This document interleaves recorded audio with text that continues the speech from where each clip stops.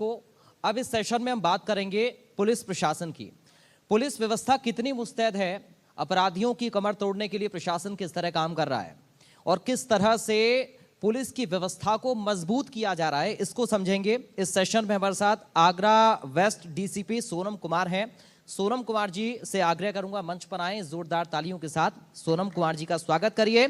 और Amarendra Pratap Singh bureau chief इस session को आगे बढ़ाएंगे। सबसे पहले अमरेंद्र, आप बुके देकर सम्मानित करें सोनम जी का। तो देखिए, सोनम कुमार जी की उपलब्धि यह है कि डिजिटली किस तरह पुलिस को एक्टिव और मजबूत किया जा सकता है, इस पर उन्होंने काम किया है। किस तरह हम, चूंकि कहते हैं कि आधुनिकता का दौर है और जैसे जैसे चीजें समय के साथ बदलती हैं वैसे वैसे उनमें मजबूती आती है, तो किस तरह बदलाव करके हम पुलिस को मजबूत बना सकते हैं, सशक्त बना सकते हैं और हाईटेक बना सकते हैं, इसको लेकर सोनम जी ने काम किया है। इस पर उनसे आगे विस्तार से बात करेंगे। Amarendra, over to you. शुक्रिया पराग। सोनम जी, आगरा की धरती पर इंडिया न्यूज़ आपका स्वागत करता है और इस हम पूरे कॉन्क्लेव में आपने इतनी देर से समय दिया, उसके लिए भी आपकी शुभकामनाएं। सबसे पहले सोनम जी, आपको ऐप मास्टर बोला जाता है। ऐप को लेकर बहुत सारी आपकी उपलब्धियां रही हैं। सरकार की भी तरफ से आपको कई बार बाहर भी प्रेजेंटेशन के लिए बोला गया। इस ऐप के बारे में आप बता दीजिएगा कि ये छोटे छोटे ऐप जो हैं लोगों के एक आम जीवन में कैसे उपलब्धियां हासिल कर रही हैं, लोग कितना ईजी हो गया है लोगों के लिए। देखिए, जो ऐप बेसिकली ऐप या टेक्नोलॉजी का यूज़, मतलब ऐप तो एक तरीका है, ये आदिकाल से चला आ रहा है। जैसे प्राचीन काल में जब से सबसे पहले लोग भोजपत्र पे लिखते थे, फिर जब कागज़ का आविष्कार हुआ तो लोगों ने कागज़ पे लिखना शुरू कर दिया, फिर कंप्यूटर का आविष्कार हुआ तो अब हर सारा काम हम लोग कंप्यूटर पे करते हैं। उसके बाद मोबाइल का समय आया तो अब हर आदमी मोबाइल पे ही है। तो इस तरह से टेक्नोलॉजी बढ़ती रहती है और पुलिसिंग भी एक सोसाइटी का एक हमेशा से अंग रहा है। अपराध हमेशा से रहा है और उसको कंट्रोल करने के तरीके नए नए बनते हैं, अपराध करने के तरीके भी बदलते रहते हैं। उदाहरण स्वरूप अगर आप देखें, पहले जो लोग ठगी करते थे आजकल वही साइबर क्रिमिनल बन गए। तो ये खास करके देखा जा रहा है। अभी रिसेंटली भी मैंने एक इंडिया कॉन्फ्रेंस, एआई पे कॉन्फ्रेंस अटेंड किया था। वहाँ पे यही बात चल रही थी कि साइबर क्राइम बहुत ज़्यादा बढ़ा है, पर अब एआई का भी क्राइम आ रहा है। आर्टिफिशियल इंटेलिजेंस को यूज़ करके साइबर क्राइम किया जा रहा है। तो इन सब चीज़ों को लड़ने के लिए फिर हम पुलिस को भी उतना ही हमें आगे बढ़ना पड़ेगा। तो ऐप को लेकर के जो कार्य हम यहाँ कर रहे हैं, माननीय प्रधानमंत्री जी का भी अगर हम देखें, डिजिटल इंडिया का जो उपक्रम है, उसके क्रम में उत्तर प्रदेश में भी माननीय मुख्यमंत्री जी के अंदर कई सारे ऐप्स मुख्यालय के द्वारा भी चलाए गए हैं। जैसे त्रिनेत्र ऐप है जो अपराधियों का डेटाबेस पूरे यूपी का उसमें रहता है। प्रहरी ऐप है जो बीट पुलिस को सुदृढ़ करने के लिए रहता है। तो ये सारे ऐप्स चल रहे हैं मुख्यालय से।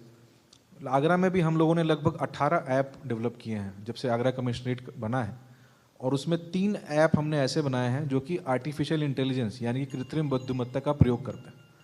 तो ये सारे जो इनिशिएटिव्स हैं, इनके एक तो आपकी पुलिसिंग की जो रेगुलर वर्क है उसमें मदद मिलती है, और दूसरा जो नया क्राइम आ रहा है साइबर क्राइम, या भविष्य में आर्टिफिशियल इंटेलिजेंस को लेकर के भी बहुत तरह के क्राइम होंगे।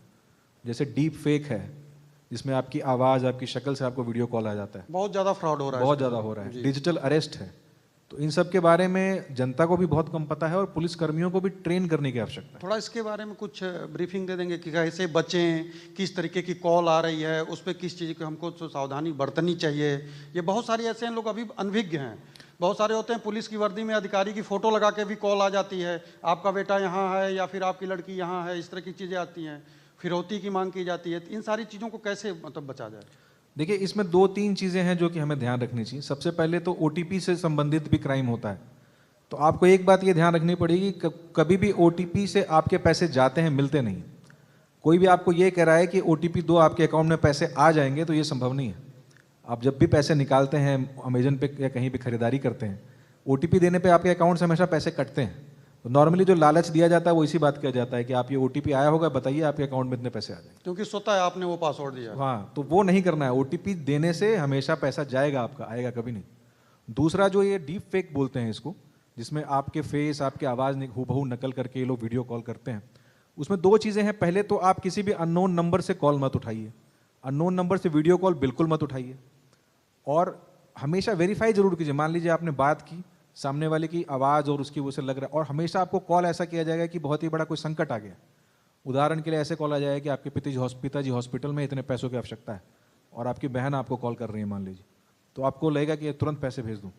तो ऐसा कुछ नहीं है, 2-3 मिनट वेट करने में फ़र्क नहीं पड़ेगा। 2-3 मिनट वेट करिए, आपके पास जो नंबर सेव है उससे कॉल कीजिए और चेक कीजिए, परिवार से बात करिए, परिवार से डायरेक्ट बात नंबर कीजिए, पे दोस्त से बात कीजिए, अलग अलग लोगों से बात है। और फेसबुक, इंस्टाग्राम, ये जो सोशल मीडिया है, इस पर अगर कोई पैसे मांग रहा है तो वहाँ तो बिल्कुल मत दीजिए। आप अलग से बात करिए, आपको आपके पास जो नंबर सेव है वो नंबर सही है।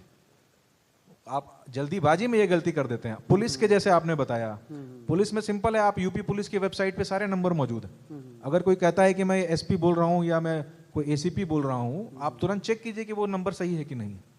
और प्राइवेट नंबर से आपकी कोई रिस्पॉन्सिबिलिटी, अगर सरकारी नंबर है तभी रिस्पॉन्सिबिलिटी है ना, प्राइवेट नंबर की कोई रिस्पॉन्सिबिलिटी नहीं है आपकी। तो आप बोलिए कि नहीं मैं सरकारी नंबर पर ही बात करूँगा, आप उससे बात कीजिए मुझसे। तो ये छोटी मोटी चीज़ें हमें ध्यान रखनी, खासकर जो बड़ी उम्र के लोग हैं, जो हमारे सीनियर सिटीजन हैं, उनको ये समझाना जरूरी है। जो नए बच्चे हैं उनको तो फिर भी पता है चीज़ें। उनको पेंशन का लालच दिया जाता है कि आपकी पेंशन रुक गई है, ये वेरिफिकेशन इसमें इतना आप ऐसा कर दीजिए, ओटीपी आ रहा है इसको क्लियर कर दीजिए तो आपका पेंशन शुरू हो जाएगा। हेल्थ से रिलेटेड बहुत सारी चेकिंग क्लू में आते हैं, तो इन चीज़ों को भी अवेयरनेस एक जा सकता है। बिल्कुल। और कोई भी ऐसा आता है तो लिंक पे आप क्लिक मत कीजिए। कई बार मैसेज आपको आएंगे, उसमें लिंक रहेगा, लिंक पे आप क्लिक करेंगे तो आपकी सारी सूचना लीक हो सकती है। तो ये बहुत ध्यान देने की ज़रूरत है। फ़ोन को हैकिंग करने वाली सर, आजकल ये भी एक चल रहा है कि आपके फ़ोन हैकिंग कर लिए जा रहे हैं। बिल्कुल। देखिए फ़ोन में क्या है कि एक जैसे काम जब करते हैं, प्राइवेट सेक्टर में भी ये बहुत होता है कि आप रिमोटली काम कर रहे हैं, आजकल वर्क फ्रॉम होम कहते हैं उसको।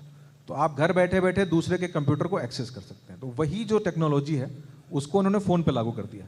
तो अब मान लीजिए आपने लिंक भेजा, लिंक पे क्लिक कर दिया या ओटीपी भेज दी, तो ऐसा हो सकता है कि फिर वो आपके फ़ोन को ही कंट्रोल करने लग जाए। आप फ़ोन पे क्या कर रहे हैं, क्या देख रहे हैं, वो भी आप यूज़ करके आपको ब्लैकमेल कर सकता है। या जब आप फ़ोन पे ध्यान नहीं दे रहे हैं तो उस पर वो फ़ोन पे आपके फ़ोन को एक्सेस करके आपके अकाउंट से पैसे निकाल सकता है। इसलिए बहुत ज़रूरी है कि इस तरह का कोई भी सॉफ्टवेयर आप लोग ना यूज़ करें।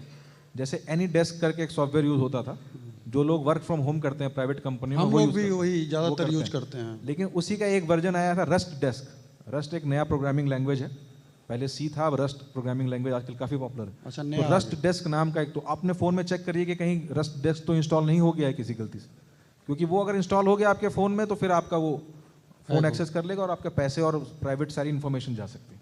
तो जो नई चीज़ें आई हैं इसको लेकर बहुत ज़रूरी है। और क्रिमिनल जो है, क्रिमिनल सिर्फ साइबर क्राइम नहीं कर रहा है, क्रिमिनल आर्टिफिशियल इंटेलिजेंस का यूज़ करके इफ़िशिएंटली साइबर क्राइम कर रहा है। जैसे पहले इक्का दुक्का करता था, पर वो आर्टिफिशियल इंटेलिजेंस का प्रयोग करके, क्योंकि सारे काम आसान हो रहे हैं आजकल, आपको कोई भी पत्र लिखना हो, कुछ भी बात करनी हो, आप पूछ सकते हैं चैट जीपीटी से। तो अपराधी उसको यूज़ करके क्राइम कर रहा है। तो हमको पुलिस को तो करना ही है, पुलिस में हम लोग कर रहे हैं, ट्रेनिंग प्रोग्राम्स करेंगे। हमने यहाँ एआई पुलिसिंग सेल बनाया है एक नया। हाँ, एआई के लिए आपको गृह मंत्रालय की तरफ से भी एक आगरा से आप गए थे यहाँ से। बिल्कुल। और बहुत ऐसे जो हैं प्रशिक्षित, उनको नहीं उसमें ऑफर किया गया, लेकिन आपका नाम था, इसके लिए आपको बधाई। लेकिन इसको आप कैसे, मतलब जो छोटी छोटी चीज़ें इसमें से आदमी जो है कैसे बच सकता है?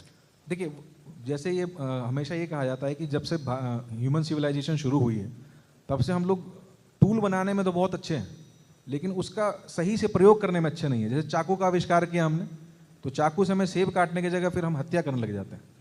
अगर न्यूक्लियर बॉम्ब हमने बनाया है तो उसको, उससे बिजली बनाने की जगह हम उस युद्ध करने लग जाते हैं। ऐसे ही एआई एक टूल है, इस टूल को हम पॉजिटिव भी यूज़ कर सकते हैं, नेगेटिव भी यूज़ कर सकते हैं। तो पॉजिटिव यूज़ तो ये है कि पुलिस के जो भी काम है, जैसे स्टेनो ब्रांच है, पेशकार ब्रांच